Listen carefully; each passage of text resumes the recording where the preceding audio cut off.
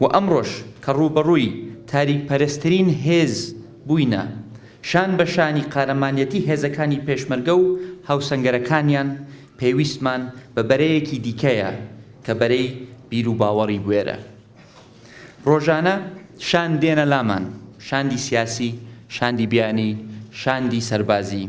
زۆر جار گفتوگۆی جەنگی دژی داعشەکەین، بەڵام کەم جار گفتوگۆی جەنگە بیر و باوەڕەکەی دژی داعشەکەین. هەمیشە گفتوگۆی ئۆپەراسیۆنێکی سەربازیەکەین، یان کام تاکتیک بەکارهێنراوە، یان کام شارۆچکە یان ناوچە پێویستی بە ڕزگارکردنە. پێم وایە جیهان ئەوەندە بیر لە جەنگە سەربازیەکە ئەکاتەوە دژی داعش، زۆر کەمتر بیر لە جەنگە بیر و باوەڕیەکەی دژی داعش ئەکاتەوە.